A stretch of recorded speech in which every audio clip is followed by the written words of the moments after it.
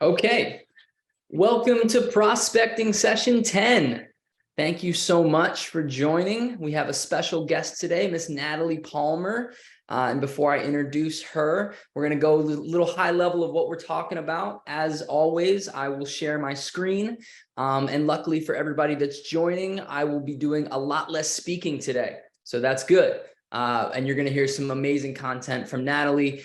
So I'm going to go ahead and share my screen and we will get started. Okay.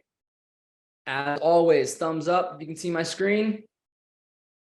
Perfect. Thank you. Thank you. All right. So just super high level, where we've been so far, right? We talked macro structure, how to build the systems, the habits to support effective prospecting. We've then got into some of the medium specific stuff. We've talked about calling, forecasting calls, reconnection calls. We've talked about emailing, leveraging your bulk email tool, newsletters, etc. Now what we're going to talk about is we're going to talk about event marketing. And event marketing is probably one of my favorites because in my opinion, it's one of the most effective, and it's also probably one of the easiest types of prospecting that you can control. And when I mean control, I really mean the experience that people get on the other end, right? You send an email, you don't know how it's received. You make a call, you don't know how when you're going to reach that person, if you're going to reach that person, and what kind of mood they're going to be in at the time. But when you really set the stage for an event, there's a lot of, kind of social cues that you can lean on that allow for you to really create a similar experience, hopefully, for everybody that is a part of that event. So before I dive into sort of, the meat and potatoes here and really give the microphone over to Natalie, who I'm so grateful for joining, I want to kind of highlight one key aspect here. In working with so many agents over the years, and in speaking with this group as well, there's been an overarching sentiment around call reluctance. And I don't know if you guys feel the same way, but I remember when going through the reconnection calls, going through the forecasting calls, there's like, look, I only feel comfortable contacting a certain small percentage of everyone that I have in my sphere. And what I love about event marketing is if you really kind of think through it on a quarterly basis, right? So Chirag always talks about the 5, 4, 3, 2, 1, right? So 4 events per year being that 4. If you think about it on a quarterly basis, it gives you the opportunity to really just, take all of the call reluctance out, because for most of us, when you're calling to invite somebody to a fun engagement, usually it's a lot easier to make that call. Would you agree? Put yes in the chat if you'd actually agree with that statement.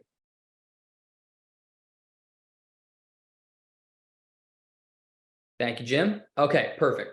So for me, and again, this is just, best practice on my end. Feel free to tweak it how you'd like. What I love to do is if I have an event coming up, I'll send out an email or a text, right? That's the initial invite. I'll then remind them with a call.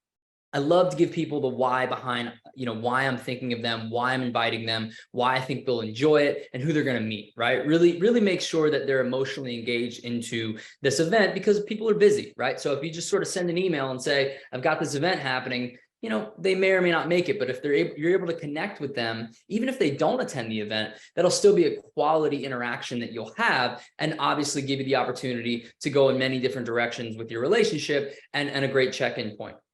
From there, I think it's really, very easy for you to get some quality interaction when you're actually at the event. And then you follow that up with a handwritten note. You can do that paperless post. You can do it the old-fashioned way. I prefer the old-fashioned way, but that's just me. And you're just thanking them for coming. And then as a last step, you're going to leverage social media. And Natalie will do a little talking about how she's leveraged social media as well. But you get a lot of great content if you hire a photographer or videographer at your event that you can then post.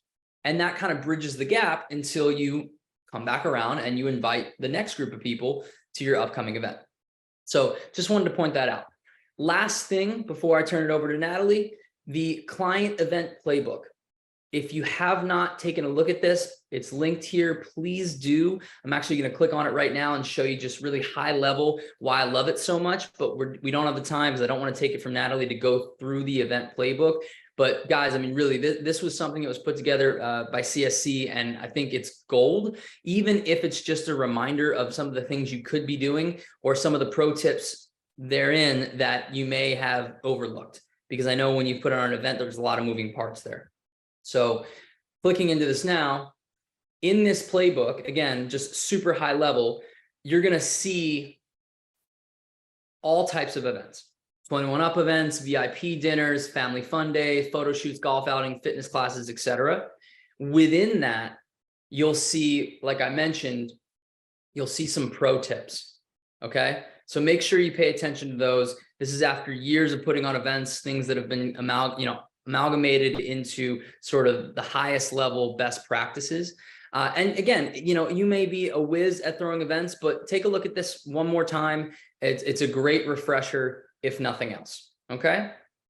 So moving back to our presentation, our special guest, Miss Natalie Palmer. So very, very excited for her to join us. I highlighted some of her exploits on our last 2 calls. I'll do that again. But truly just an amazing, amazing soul, a very just natural born leader from my perspective. Mom of 2, Violet and Scarlett, small business owner, host of her own podcast, Instagram sensation. She's not going to like that I said that, but that is what it is. So without further ado, I want to turn it over to Natalie. Natalie, you drive, just tell me when to click through. But we're so grateful to have you here, and thank you so much for joining. Thank you so much, Stephen. Hi, everybody. So yes, as Stephen said, my name is Natalie Palmer, and I am not a realtor. I am not a real estate agent. I am in the short-term rental industry. And so I'm an investor. And then I also manage a lot of Airbnbs up in the Big Bear market. And then in addition to that, I also host a short-term rental podcast. It's in the top 2% of podcasts worldwide, over 100,000 downloads. And that's really my niche and my expertise. And just recently, I threw a summit for female short-term rental hosts and investors. And I really did that just as a passion project. Myself and my co-founder both have event planning experience. And now that we were in this industry, we wanted to kind of bring our past experience into event planning. And what I didn't realize at the time was how many doors that opened and how many opportunities it created in just establishing us as experts. And I've noticed so many realtors, and you can apply this to any industry. Like I said, I'm not even a real estate agent. So please adjust what I'm saying for your industry. But I think there's a lot of crossover. And what I've noticed is that so many of us have so much to say, but it's very hard to get on stages sometimes and establish yourself as the expert. And what we kind of found through planning our own event is that we could put ourselves on stage and automatically be the people that people in the audience were looking up to. And one thing that we did really effectively was bring in other really well-known STR, short-term rental, like superstars in the industry. And those were kind of the people that we relied on to sell tickets and bring people into the summit. And then by us having sessions back to back with them, it really established our credibility. I would say going into this, I wasn't like a nobody. I've got a decent sized following on Instagram and my podcast, but putting myself in the presence with these other people made a huge difference. So if there are realtors or people that you look up to, or maybe even lenders or big mortgage experts or loan officers or something like that, where you could almost cross collaborate, or maybe pick a real estate agent in a different market, and you guys could come together and talk about do an event of maybe you're in a market where there's primarily first-time home buyers or primary residences, and then team up with somebody who is an agent in a vacation market. You could almost team up and do something where, if you're in this market, do you want to then purchase in a vacation market? And that way you're sort of cross collaborating, but benefiting from each other's networks. So that's a big recommendation I have. You do not also need to plan a full-scale summit with paid for tickets and a 3-day event like we did. I could even pull up the kind of gallery here and show you guys the full scale of what we planned. And the tickets were in the like $700 price range. There was a whole VIP ticket experience. So you do not need to plan this whole thing. You could totally just do free real estate meetups. The Meetup app is a great resource as well. I actually think, Steve, if you want to pull up that playbook, I was Sure. reading it before we jumped on, and there's a lot of really good info in there. And then I see in the chat, some people are asking where to find it. So Yep. we can kind of even reference that as we go through. Totally. I'd like to know also from the group, if anybody here has planned a real estate meetup before, or an event either for educating people or to connect with clients and customers. If anyone wants to let me know in the chat if you've had experience doing that already. Um, okay, and then Stephen, we can kind of scroll through. Um, Here we can keep going a little bit lower on maybe the types of events that are options. Sure. So I love that you put like easier ways to do quarterly ones, right? And seasonal stuff. That's a great idea as well. And really everything that Steven said already, it helps so much to get the in-person connection with people. There's only so far that the conversation can go through DMs, through social media, or over the phone. Once you get people in person, look at all of these options: a golf outing, a golf tournament, VIP client dinner. Carol said she hosted a first-time homebuyer seminar in the past. That's a great one. And this is where I would say is really the um, you want to establish yourself as an expert. I'll tell you again, I'm not an agent, so this is my outsider perspective. But one thing that I've noticed is I can be following somebody on social media or a really good agent. And at the end of the day, I always tell myself, like, oh, I've got a best friend who's an agent or a brother-in-law. And I feel like I'm tempted to kind of go with those familial ties and those friendly ties. I think if you really want to sell yourself, you have to bring something to the table and be the expert, be the person in your market that's just the go-to person, so that people shed the idea of using their friend or their family member. And so, Carol, if you're hosting first-time homebuyer seminars, that is such a good way where even if I do have a brother-in-law who maybe has been an agent for a while, but he's in this one market I'm not buying, if I'm now a first-time homebuyer, you've niched down and you've talked to me directly. And that's kind of what we did with our summit too. We made it very, very specific that it was female short-term rental hosts and investors as well. But it was so specific and niche down that in the end, people easily paid $700+ for a ticket because we were talking to our direct client so well. So I think that that's what's really important. So if you want to be in the luxury market, if you want to be targeting people who are just investors and buying investment properties for long-term rentals, short-term rentals, whatever it might be, first-time home buyers, whatever it is, if you want to host kind of a course or something on, again, like bring in a mortgage expert or a loan officer and talk about different amounts that you can put down and do different sort of buying practices, I think that that's a great way to establish yourself. So just make sure that you know who you're really speaking to. And if you can target them directly, that's a huge, huge help. And it's just so helpful to get that connection in person. I'll tell you as well. So it was hard for us to sell tickets for this first seminar because it was our first event, and just there's a lot of different conferences out there to choose from. And so it was difficult to get, mobilize people to spend that much on tickets attending. But from the audience that we had at our first summit, we did a pre-sale of tickets for next year's summit already. And we have already sold half of those tickets by not even announcing an official launch, but that was just because we did a pre-sale to people who attended the first one. So it really goes to show that once you get people in the door and they are sitting in front of you in those seats, the conversion rate of then getting them to stay loyal to you is so remarkably high. We were selling tickets for 6 months for this one, and it was a struggle. I mean, we sold about 200 tickets total, so we were proud of it, but it was tough.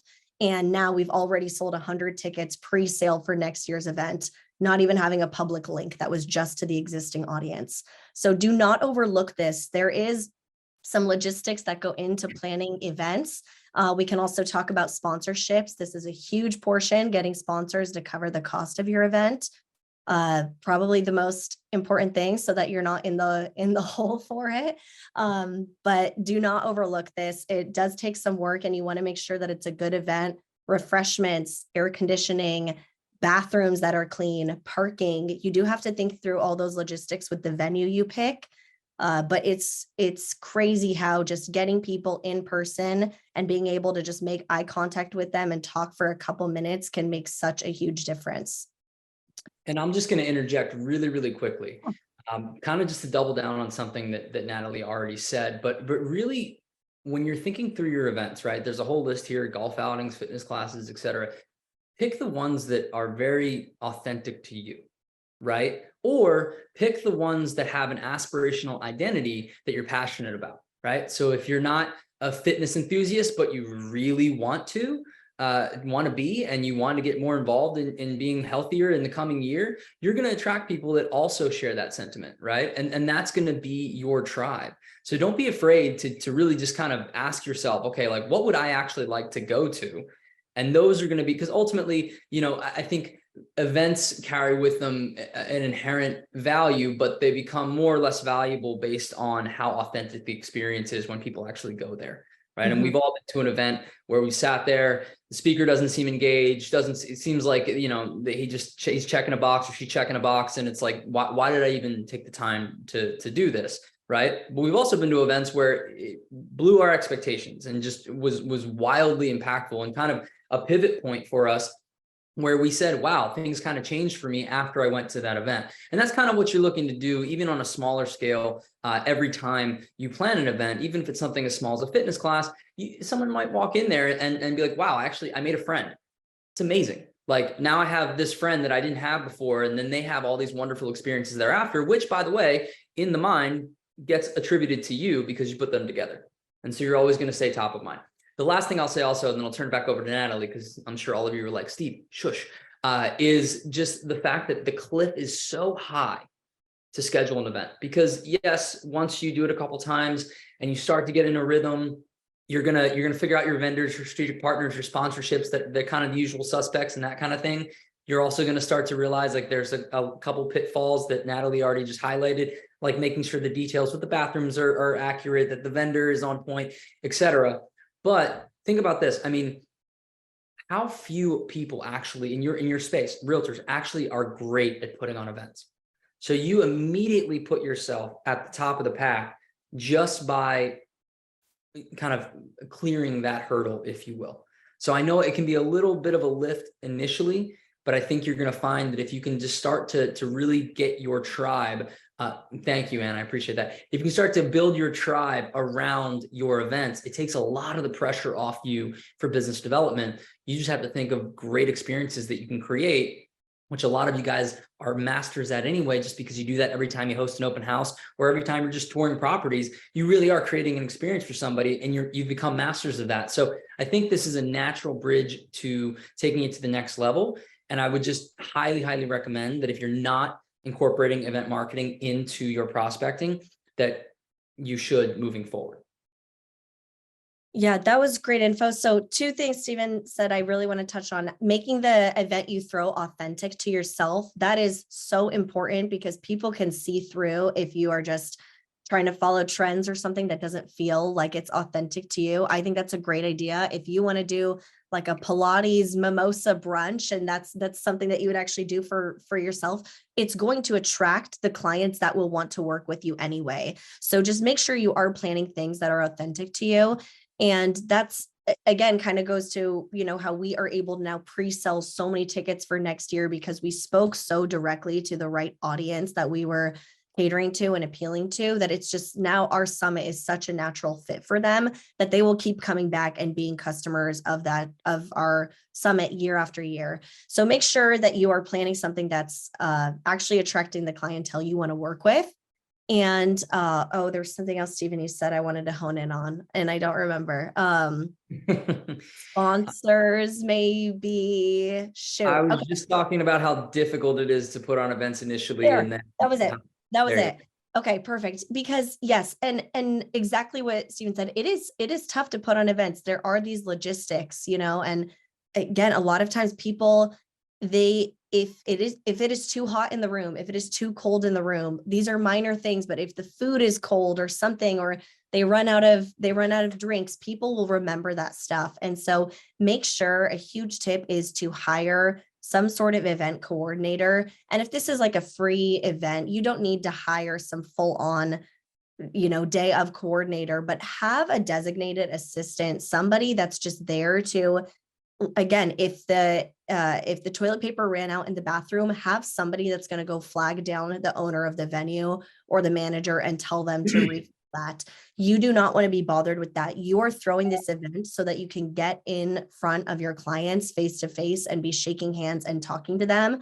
And you should not know that ice is running low, or that, the chafing dishes, the Bunsen burners are out on the chafing dishes. That is not your problem at all. So make sure that you have somebody that is kind of designated to be running the behind the scenes. No matter how low key the event might be, it's always a possibility that things go wrong, and you need to be making the most of talking to people.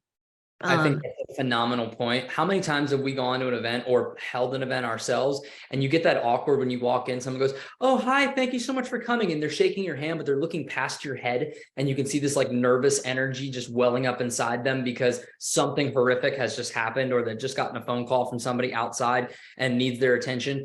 And it completely ruins the whole point of you throwing an event, because the whole point is really that moment where you're actually connecting and being present with somebody. So great point, Natalie. Thank you. Yeah, and I like what Steven said too about how not everybody is good at planning events. So you might find maybe this just is not the medium for you, and you don't want to explore it, but you're really good on social media or YouTube, or a podcast could be where you excel. But I think that there is a special type of person out there who really gets the organizational details. And if you can do this and this is resonating with you, please do it. I mean, I'm telling you, events are the number one way to get in front of people, especially after COVID. People are craving those in-person connections more than anything. And again, you do not need to go plan a huge 3-day summit and do the whole hotel room block and all of that. I sometimes regret doing that. That was a freaking nightmare. I felt like my hair was set on fire, but you can definitely do the more low-key events and just do something frequently. Even myself, after post our summit, we actually formed, it was an international thing. We had people from all over the country, from Canada, from the UK that came in for our event. But there happened to be about 20 or so of us from Orange County, from Southern California, that met and connected. And we've now formed a monthly Taco Tuesday of just female STR investors. We each pick up our own tab. That's not sponsored. All we do is just make a reservation for 20 people in Newport the first Tuesday of every month at a taco restaurant there. And that's just how we get together. And so it could even just be something like fostering some sort of community. Carol, you mentioned the first time home buyer seminar, so I'm going to bring you up again. If you know a solid group of 15 couples or so that are in the first time home buying phase, have a monthly brunch with them or something like that. And again, it can be as cheap as a Taco Tuesday where each of our tabs are $10, and we pay ourselves, but maybe that would be a worthwhile investment for you to pick up the tab to just establish that relationship and just do something where we can talk about first time home buying strategies or whatever it is. I think if you're in the luxury market, again, cater the event to the actual clientele. So do something a little higher end, but really don't overlook this part. It's so good to be in person and make those connections. Natalie, do we want to show them really quickly what it looked like via Sure. Instagram, and then maybe open it up for some questions at the end? Yeah, sure. I would love to show off what we did. If you want to open up a new tab, or go to my Instagram, it's linked there. You want to do this one or this one? Which Sure. one? Oh, I don't know. They're both. That one you're hovering over was like our pre-event one. So the thing hadn't happened yet. You could play this one. This one? Okay. Whatever you want. Can we just give a giant applause? Beautiful. And to get such a powerhouse women together is no easy feat. I have had the highest expectations of this event, and it has blown all of those expectations out of the water. You've got, as women, a lot to navigate. You really do. We created a very safe space for ladies to be able to feel comfortable and real. If you want to grow your business, you need to level up your business. We've partnered with really strong women to share our vision, share our ambition, and drive. Because when that happens, we can all really rise together. Every one of you is a dreamer. You're chasing new horizons. You're turning your visions into reality. You've taken the time to step away from your day-to-day to invest in yourself and your business, which is incredibly powerful. And that's what this company is about. It's about leveling up that portfolio to get back in alignment. All of that is within reach for you. And if I can say anything else, I hope that the experience and the environment that Natalie and I have created for you guys is not one that will only inspire you, but give you power to continue in your businesses and succeed. Can we just give a giant? So I don't know about you guys, but I thought that was fantastic. So I'm sure there are some questions for Natalie, so feel free to come off mute if you have them. Or is there a good place that they could contact you, Natalie? Yeah, Instagram is the best place to reach me. It's just if you type in Natalie Palmer, I will pop up. And I'd love to connect with any of you. There was so much we learned from the process of getting sponsors and how to market the event, how to get speakers, how to collaborate, coming up with the branding for the event, how you want to position it, handling the registration and the signups and the RSVPs. So I would love to share any of the mistakes that we made and things that we're changing for next year.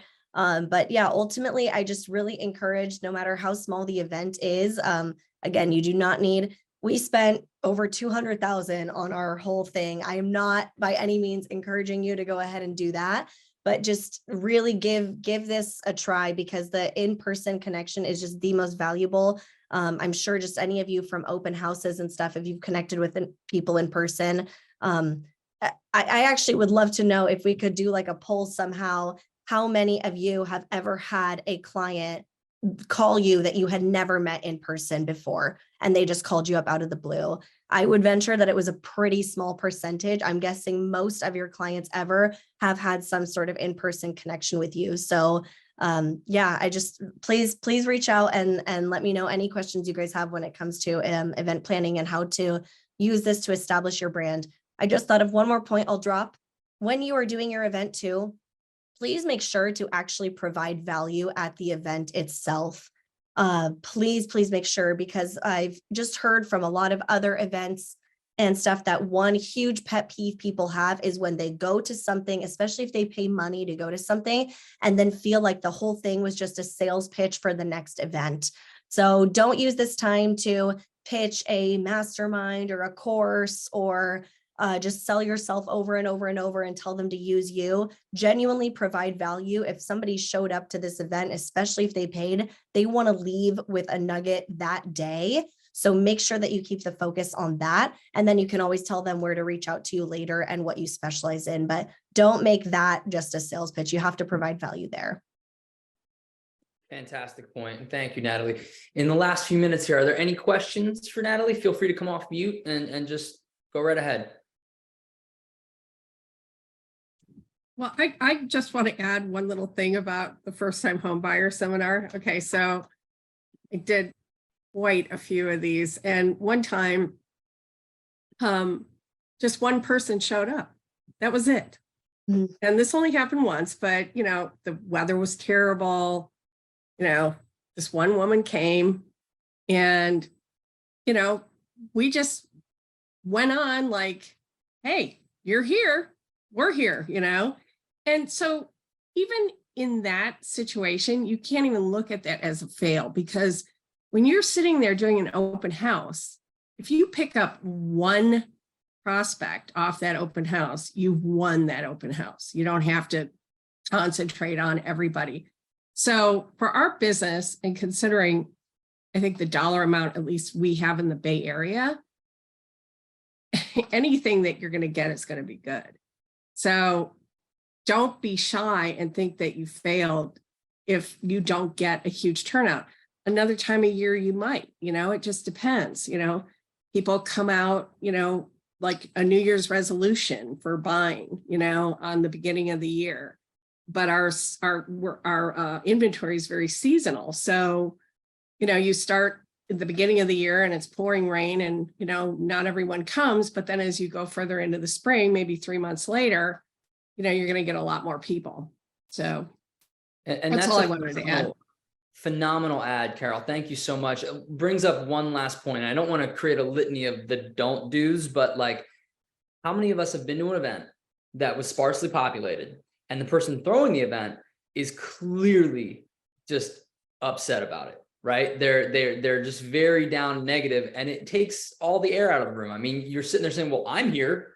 So, and you spend your time making the host try to feel better, when in reality, just to double down on what Carol said, I mean, if even one person shows up, it's a win, right? So celebrate that person being there. And frankly, it's one of those things kind of like children, right? If you don't panic, they won't panic. So if there's 8 people in a room and you seem stoked, then maybe there were 8 invites, right? Like that kind of a thing. So just, you know, one quick little nugget on that. So great point, Carol. Thank you.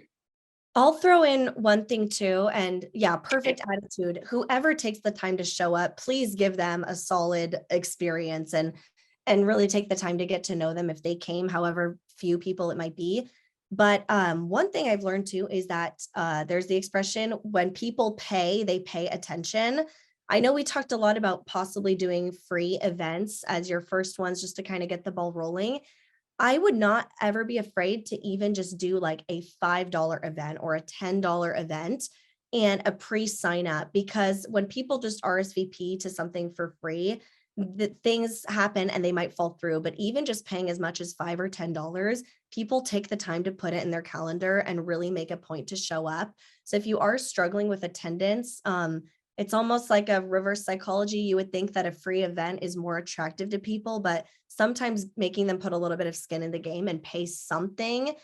You could say that if you wanted to, you could say that it's like $10 to get in, and that gets you raffle tickets. If you don't want it to seem like you're just charging for no reason, like give them something in exchange for that. But it really does help. Sometimes just having some money on the line really helps people to actually be accountable and show up.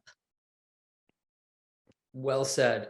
Well said. Okay. Well, I get to be the bad guy here because I think we are just about over time, but thank you so much, Natalie, for joining us. Thank you all for joining us as well. If you're watching this later, please feel free to reach out to Natalie with any questions that you have, whether it's Instagram, and I believe she put her email here in the subsequent slide as well. So again, thank you guys. Good luck with your prospecting out there. Next week, we will have office hours. So little slight tweak on office hours. If you could, please email me your questions ahead of time. I think we're going to get more out of those office hours if ahead of time I can kind of prioritize what we're going to look at, and I know exactly what I can speak to before the session.